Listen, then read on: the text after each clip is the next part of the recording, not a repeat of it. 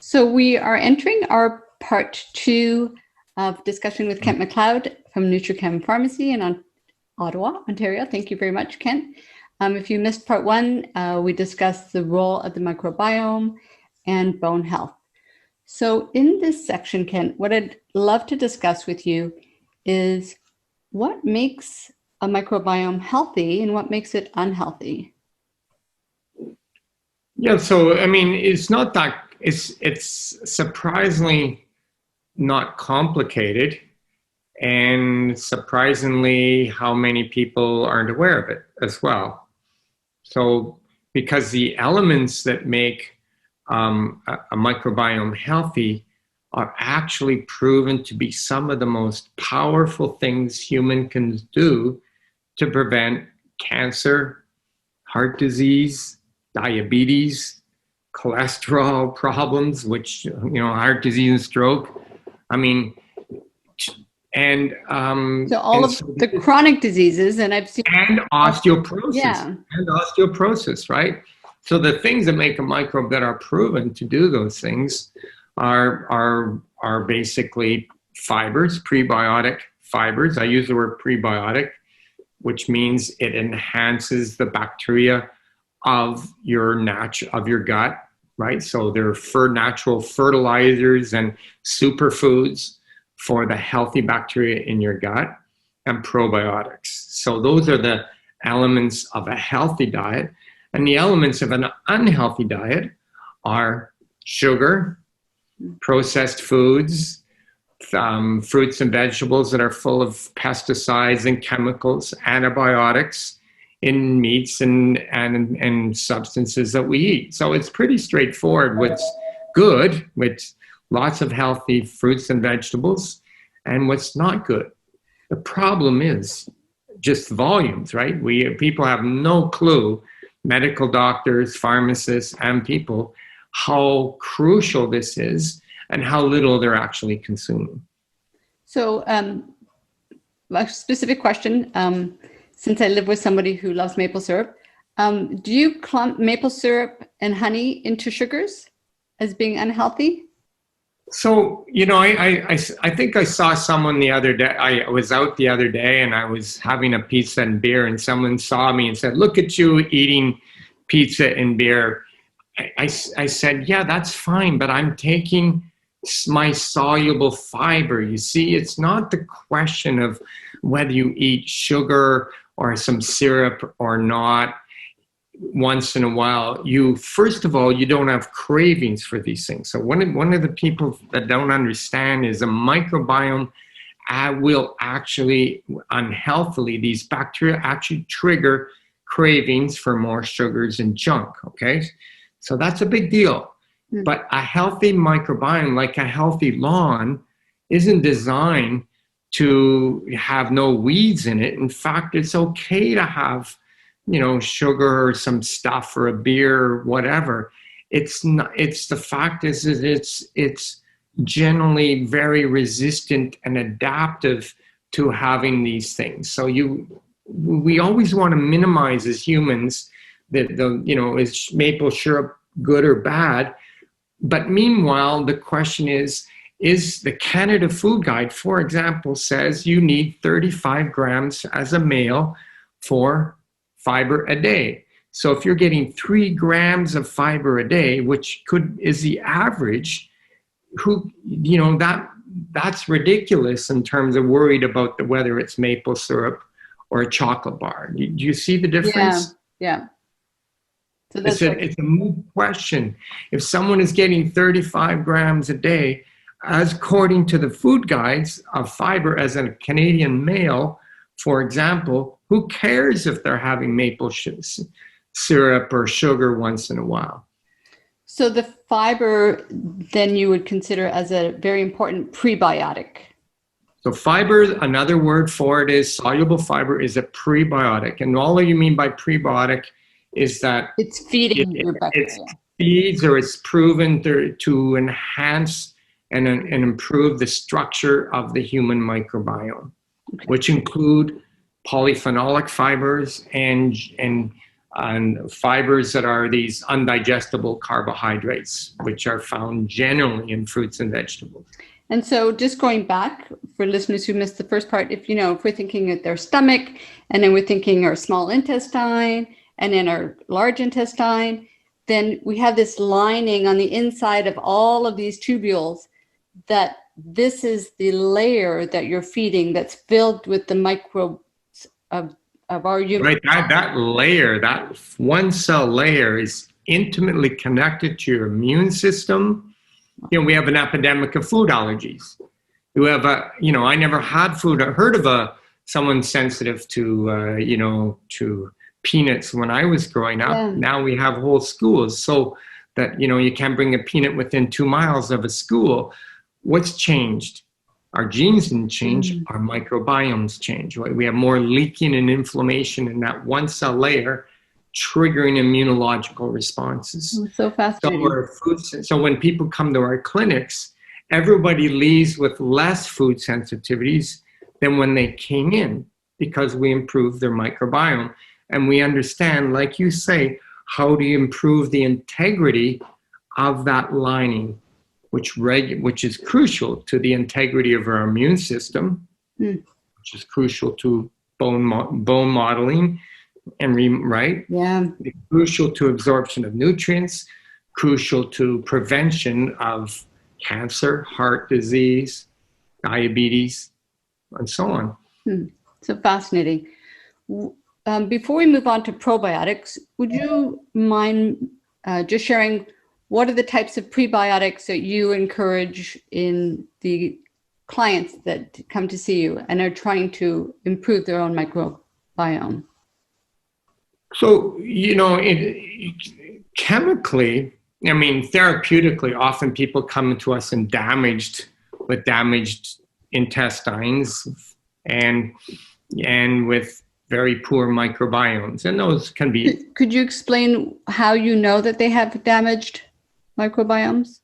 Well, for example, there's many food sensitivities, reflux, gas, bloating, irritation, diarrhea, constipation.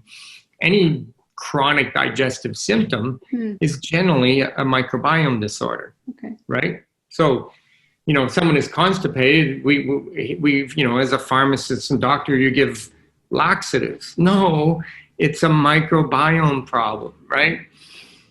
So it's so obvious that, but we're not changing our education about this. So sometimes it's just symptoms of gut problems. Sometimes it's more subtle, like food allergies or stuff like that. And I'm actually even beginning to think that, certain chronic disorders like osteoporosis that's severe is a microbiome disorder, even in the absence of, overt symptoms in the gut. But you'll start to see kind of correlation, because we don't even ask the questions in someone with osteoporosis, how's your gut, right? That's not even, well, why are you asking? That has nothing to do with my bones. So some of these things are obviously correlated, that we're not making connections. Okay. Yeah. And so and then you go from there. And then how do you intervene in that? It really depends on the severity. Some of the things that we do in our store is we give, for example, some supplemental prebiotics like fibers. And what we say is, if this causes any gas or bloating or problems, it just means there's so many weeds in your lawn. I like using the lawn analogy of your microbiome, that you can't even water it, because, if you have all you have is a lawn full of weeds and you water it, you just grow more weeds. So sometimes you have to modify and starve out the weeds before you start growing the healthy grass. So generally fibers, prebiotics come in fruits and vegetables, and in whole grains, right? So we see that as a problem too. We in the Canada Food Guides, we assume that almost more than 50% of our fiber is coming from whole grains or grain-like products, and so many people are sensitive or reducing these grains because of inflammation and problems. So we're in this very interesting loop where we're not aware of what's going on. And so our whole grain's the best when the gut's inflamed, so it can be tricky, but, sometimes not, It's very interesting, isn't it? Yeah, it is fascinating. But again, testing the microbiome with prebiotic fibers that are natural and commercial, but generally with lots more fruits and vegetables, is a test of the health of your microbiome. A healthy microbiome loves it. Just give me more. And remember, in the British Medical Journal, analysis of over 185 studies, 135 million patient years, every 8 grams of dietary fiber increase reduced the risk of cancer, colorectal cancer, by as much as 30%, death from heart disease and stroke by as much as 30%, and diabetes by as much as 30%, every 8 grams.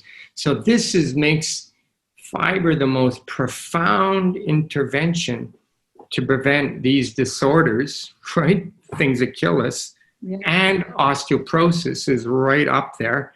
And so, you know what I mean? You're almost to the point of going, why do you have to talk people into this stuff? Yeah. So just as a careful listener, so hearing that, so if I increased, my prebiotic soluble fiber by 8 grams, I would get that benefit, or I need to, You would get that benefit. Just with 8 more grams, technically. Wow. Yeah. That's remarkable. Remember, the average intake of an American is 1 to 3 grams per day. 1 to 3 grams. The female requirement of Canada is 25 grams. Okay, and the average European intake is 11 grams. But actually 7 to 11. So 1 to 3 grams for an American, 7 to 11 for a European. Maybe Canadians were somewhere in there. And every 8 grams increase reduces your risk of these disorders. So think about that, right? Yeah. Do you have a site that you recommend people go to kind of just do the math in terms of how much they're consuming in terms of? Well, they rejig the Canada Food Guide completely just to reflect this data in terms of trying to improve fiber intake for Canadians. So I know that Canada Food Guide is trying to reflect this. And if you're, again, it was the first time that kind of commercial interest was kind of lost at the expense of science, right? Which is great. I guess what I mean on a practical sense, if I refer to Canada has done a good job in rejigging their food. If I just Google Canada's Food Guide, will they have all the different foods up there and the amount of fiber? Yes. Oh wow. Okay. They've done a great job. Yeah, we're very proud of where we've kind of moved away from the lobbying to get to the data on things like fiber. And so if somebody starts to increase their fiber, but they're feeling worse rather than better initially, you did mention that could be because their bad bacteria is fighting. Yeah, these facultative, generally, certain bacteria can create a lot of gas, and they generally tend to be inflammatory disruptors. So if you're feeding them, they may cause more bloating and gas and problems. So you might, people go to me, I can't take fiber, and I'm going, no, you need fiber. Your healthy bacteria love fiber.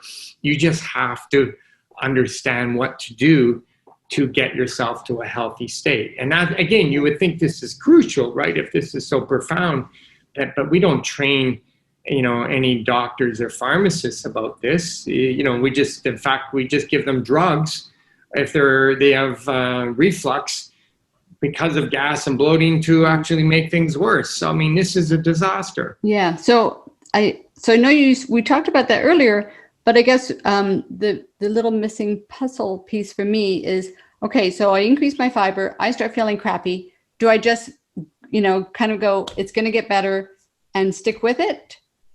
Well, yeah, I mean, obviously we have like 8 or 9 clinicians working full time and sorting this out for people. So there's people they can reach out to. Absolutely, yeah. So sometimes it's complicated. You know what I mean? It's people didn't get to these situations overnight. You know what I mean? Like, I have people, sometimes I have someone I said, your gut's been a mess for like 30, 40, 50 years. Give me like give me 2 months to change it, please. Which means you may have to do the big leap, right? You have to do things in order.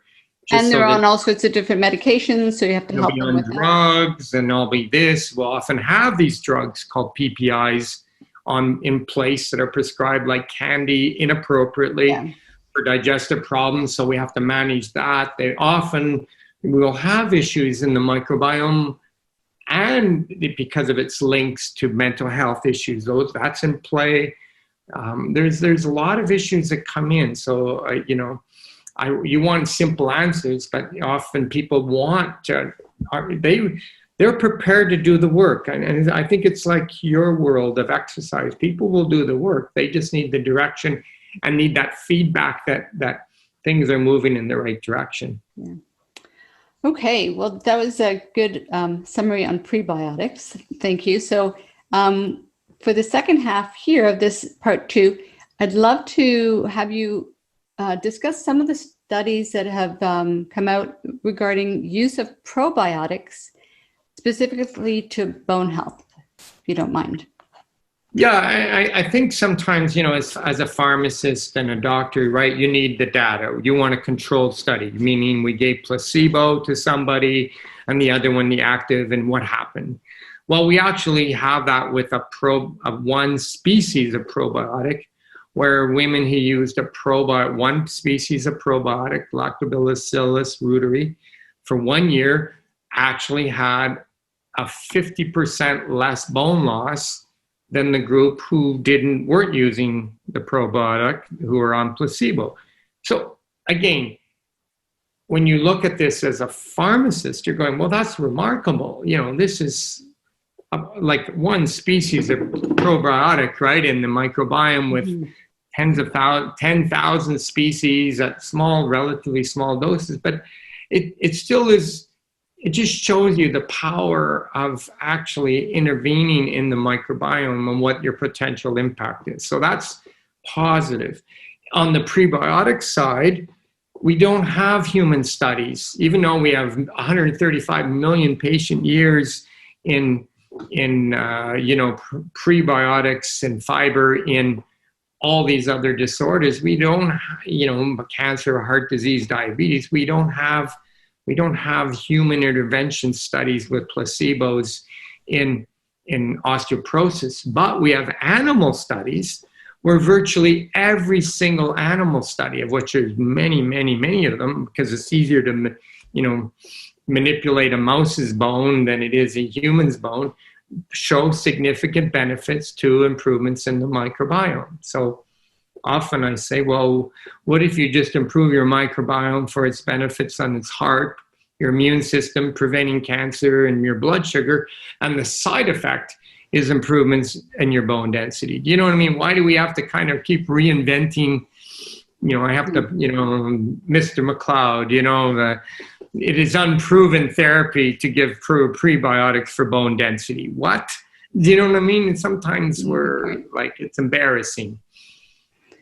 Okay, so just looping back to the probiotic. Sorry, because we looped back into the prebiotic. Yeah, no, that's good. But with the probiotic, the quantity of probiotic that was given, I mean, is that kind of, people listening to this are going to go, oh, should I have an extra serving of yogurt?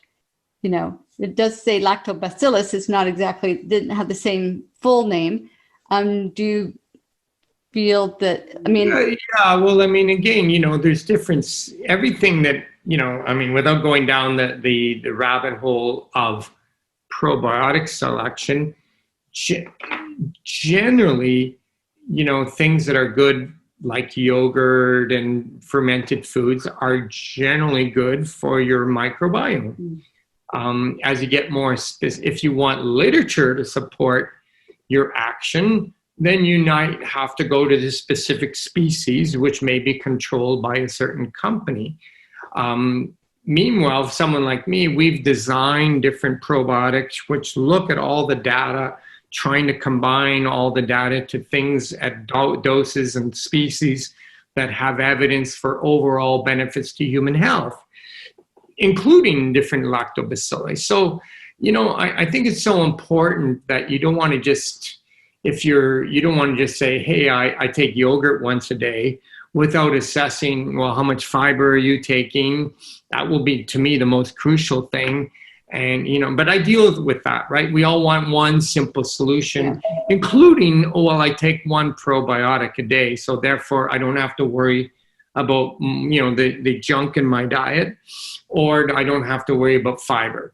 So I think it's about understanding that like a lawn or any system, that there are good things that are really crucial for it, and prebiotics are crucial, and we try and oversimplify it for commercial purposes, you know what I mean? And also for those of us who aren't as scientifically we want to, exactly, but so, sometimes I have people that go, well, I only want to use things that are proven to a doctor. I said, fine, use Lactobacilli reuteri 6745, because it's proven to improve bone density. Fine, that's how that's how I treat my patients. I only will give proven therapies. I go, here you go.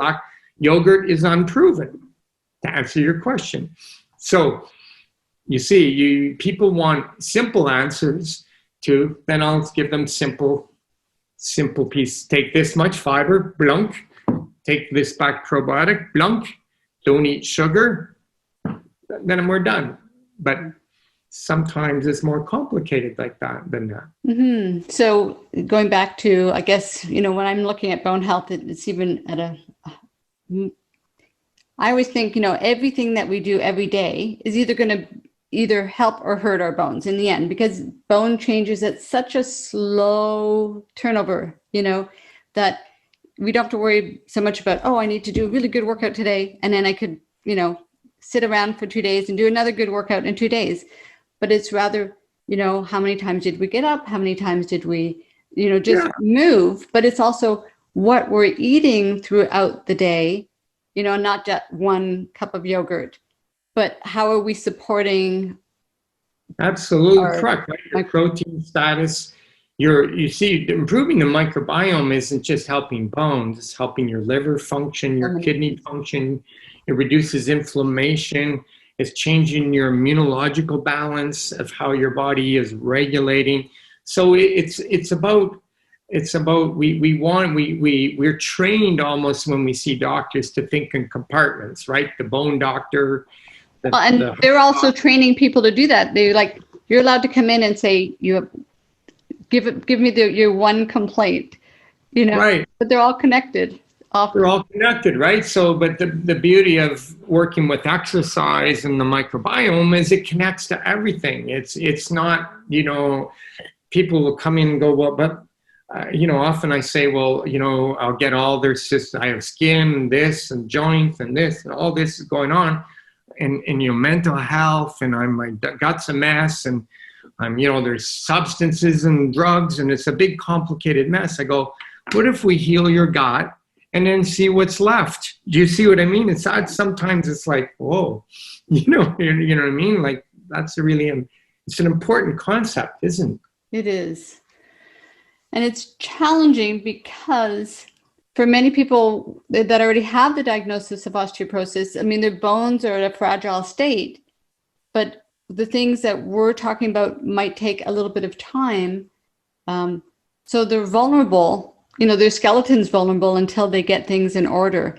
And for me, I always go, okay, you're vulnerable. We need to improve your balance. At least let's get your balance so you don't have a fall until we can get your bones stronger. And so for you, it's like, okay, let's start cleaning up to provide that environment for your gut microbiome to have an opportunity. Yeah, and this is always a challenge as a professional, right? People come in to see me and they're in a very vulnerable state. I mean, they're at a risk of a fracture. Or their mental health for you, yeah. And is it ethical for me to talk about long-term effects of the microbiome versus, I have some evidence of this drug reducing the short-term risk of a fracture. I deal with this daily, right? So I have to balance their acute risk versus the long-term benefits of improving, with exercise and gut structure. But, as we were discussing,